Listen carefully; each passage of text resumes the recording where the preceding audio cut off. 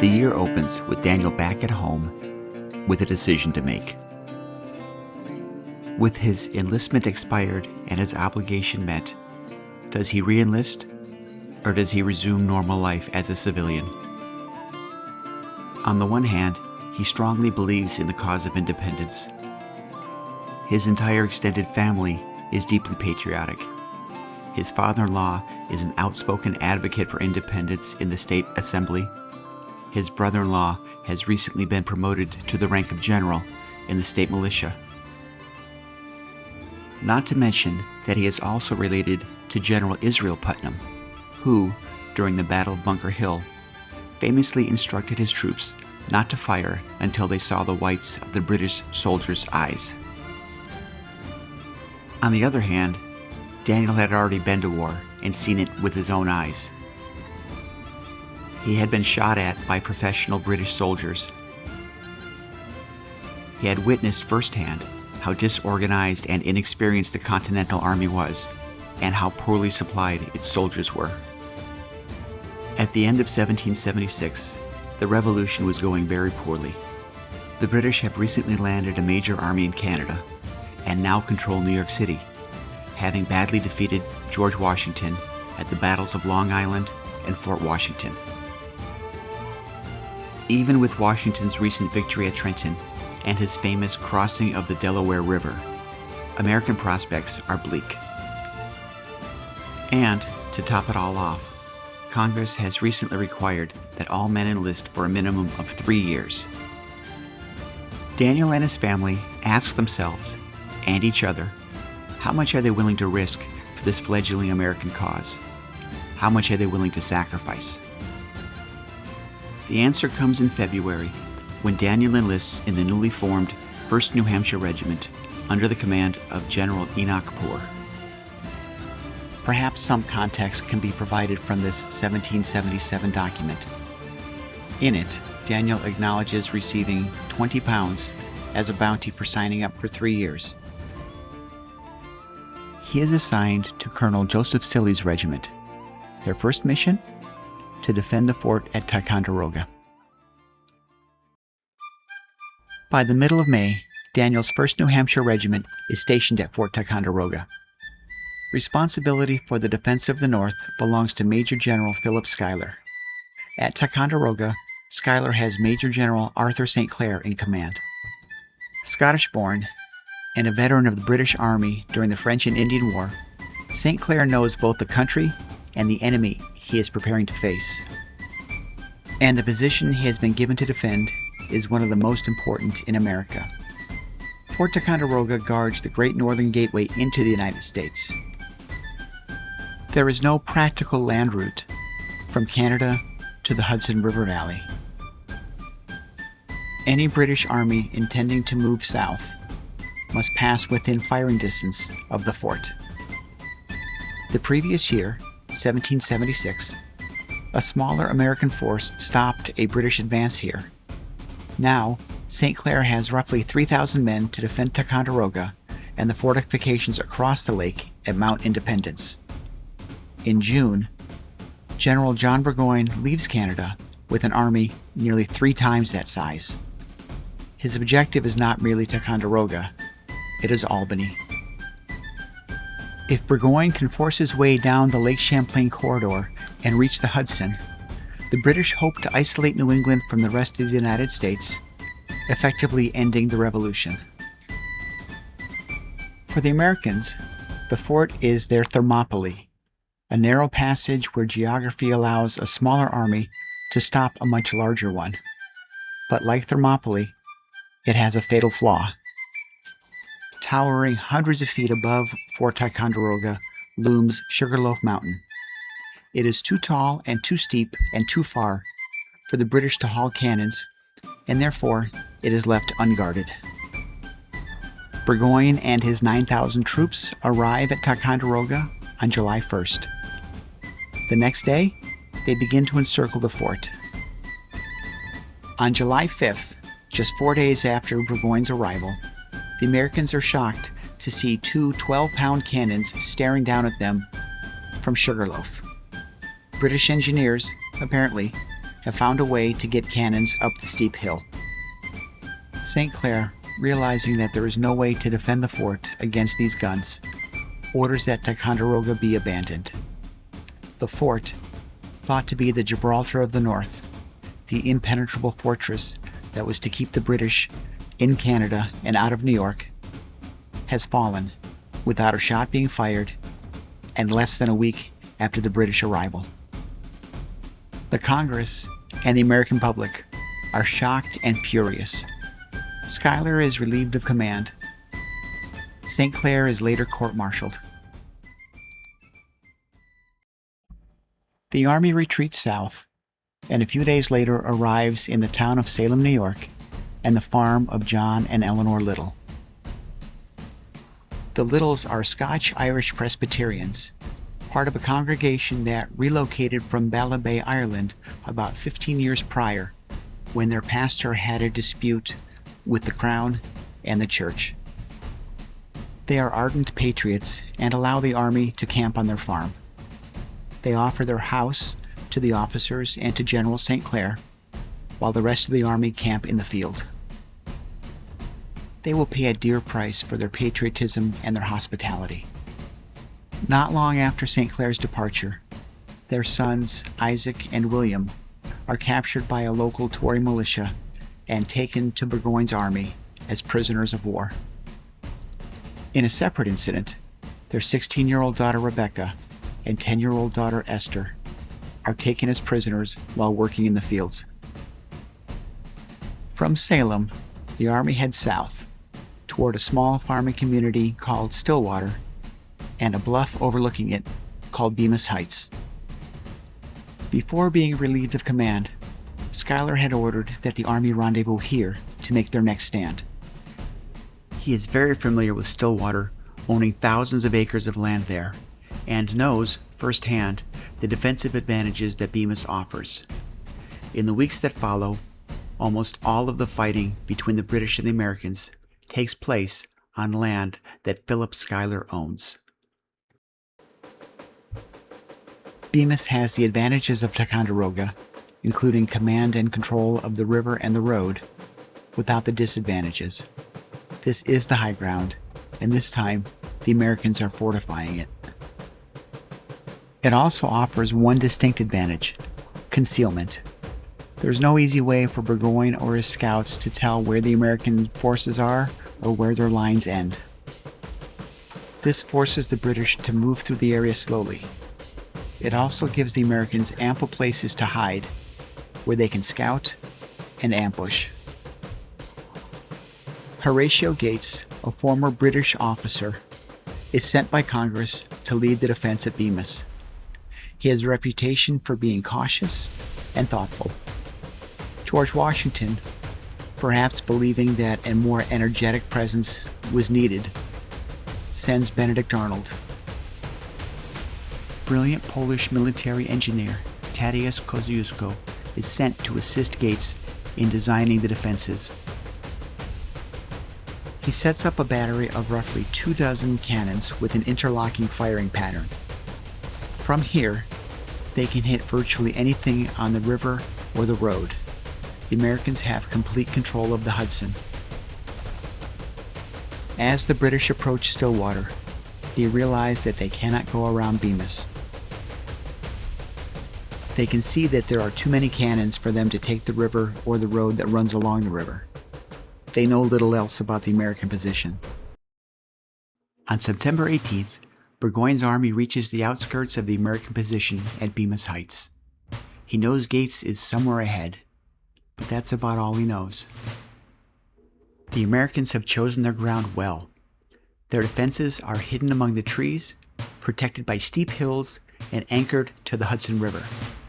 Burgoyne cannot see the strength of the fortifications, nor can he tell how many men stand behind them. Attacking blindly would be reckless. So, the next morning, Burgoyne sends 3 columns forward to probe the American position. His mission is simple: find the enemy. If the opportunity presents itself, attack. If not, return with information.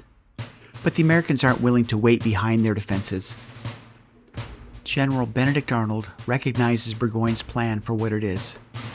Every step that the British take reveals more about the American position. Arnold persuades Gates to let him meet the British before they can complete the reconnaissance. As Burgoyne's center column advances through the clearing around John Freeman's farm, it collides with Daniel Putnam, Joseph Cilley, and the men of Poor's brigade. What was meant to be a reconnaissance mission suddenly has become a pitched battle. For hours, the fighting surges back and forth across the open fields and into the surrounding woods. The smoke grows so thick that units lose sight of one another. Officers struggle to control the fighting. Regiments attack, fall back, and attack again. By sunset, the British still occupy Freeman's farm, but they have paid dearly for every yard of ground. By nightfall, Burgoyne's army holds the field, but it has come at a heavy cost. Hundreds of British and German soldiers lie killed or wounded, while the Americans withdraw to their defenses at Bemis Heights. And then, for more than 2 weeks, neither army makes another move.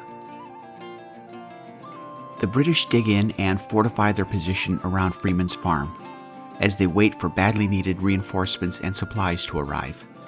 They build 2 earthen forts called redoubts. One, called the Balcarras Redoubt, overlooks Freeman's farm and protects the main British position. Farther west, the Bremen Redoubt protects the army's right flank. For the moment, Burgoyne digs in and waits. Burgoyne's invasion from Canada is only one prong of a 3-point plan.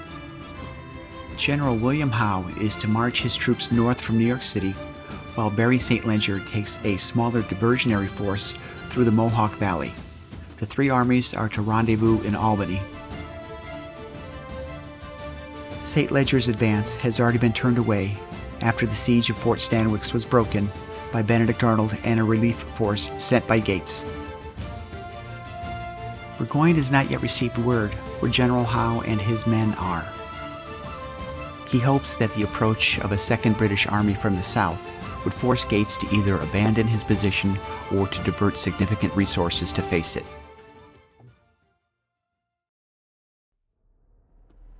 As September bleeds into October, Burgoyne's situation becomes increasingly desperate. His supplies are nearly exhausted. The army has only a few days' worth of food remaining, and horses are dying for lack of forage. American militia now control much of the surrounding countryside, making it increasingly difficult to gather provisions or receive reinforcements. And with each passing day, Gates's army grows larger while Burgoyne's grows weaker. Most troubling of all, Burgoyne has still heard nothing from General Howe's army in New York. On the evening of October 6, Burgoyne gathers his senior officers for a council of war. The situation is grim. Some recommend an immediate retreat toward Fort Ticonderoga while there is still a chance of escape. Others argue that retreat is no longer practical. American militia threaten every road to the north, and withdrawing the artillery, baggage, and wounded could quickly turn an orderly retreat into a disaster. Burgoyne rejects retreat. Instead, he makes one final gamble. Shortly after noon on October 7th, nearly 1,500 British and German troops advance toward the American left. It is intended as a reconnaissance in force, strong enough to probe the American line, gather desperately needed forage, and exploit any weakness that might appear. The Americans detect the movement almost immediately. Arnold recognizes Burgoyne's intentions at once and urges Gates to attack before the British can safely return to their own lines. Gates refuses Arnold's request for immediate attack. The argument between the 2 generals grows heated while the British continue their advance. Only after the fighting is already underway does Arnold finally return to the field. By then, the afternoon is slipping away. Once again, Daniel marches into battle under Benedict Arnold's command. The New Hampshire regiments meet Burgoyne's advancing force, while Daniel Morgan's riflemen strike from the opposite bank. The British advance slows. then stops, and finally begins to fall back. As Burgoyne's men withdraw toward the safety of their fortified camps, Arnold refuses to let them escape. He orders the brigade forward. The New Hampshire troops surge after the retreating British, turning an orderly withdrawal into a desperate fight for survival. During the pursuit, Colonel Silly's New Hampshire regiment, Daniel's regiment, overruns 2 British 12-pound cannon. The guns are captured, wheeled around, and turned against the Balcarres redoubt. 2.5 centuries later, they are still standing at the battlefield. The unexpected bombardment pins the defenses inside Balcarres. Unable to reinforce the British right, they can only defend their own position. Arnold immediately recognizes the opportunity. Though the sun is already sinking toward the horizon, he refuses to break off the attack. Instead, he leads the pursuit farther down the British line toward the Bremen redoubt, the anchor of Burgoyne's right flank. The Americans follow close behind, and as the last light of day begins to fade, they storm the redoubt. After fierce hand-to-hand fighting, the defenders are overwhelmed. The Bremen redoubt falls. For Burgoyne, the loss is catastrophic.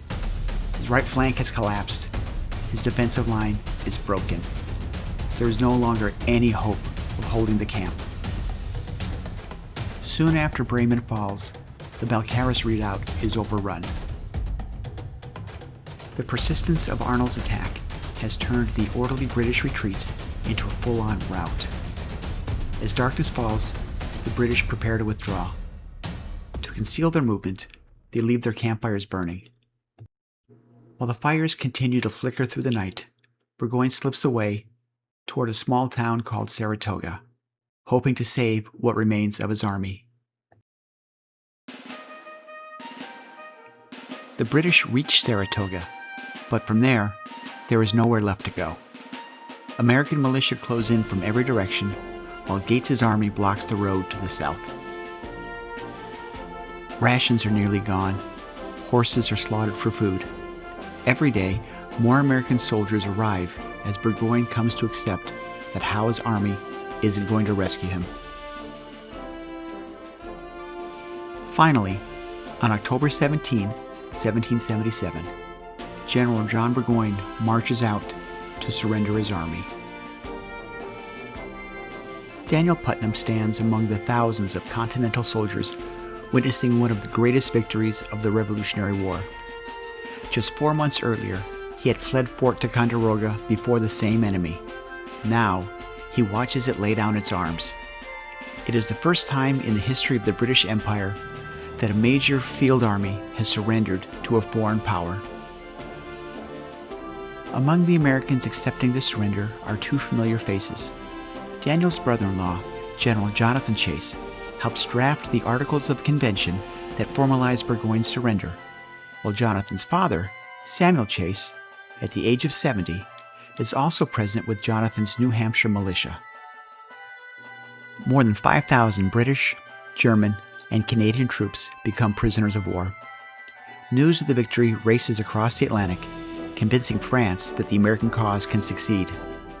Within months, France enters the war as America's ally, transforming the revolution into a global conflict. The surrender also vindicates one of the Revolution's most controversial decisions. General Arthur St. Clair had been condemned for abandoning Fort Ticonderoga without a fight, in order to save his army. Months later, when he is tried by court-martial, he is acquitted with honor. The very soldiers he saved had forced Burgoyne's capitulation.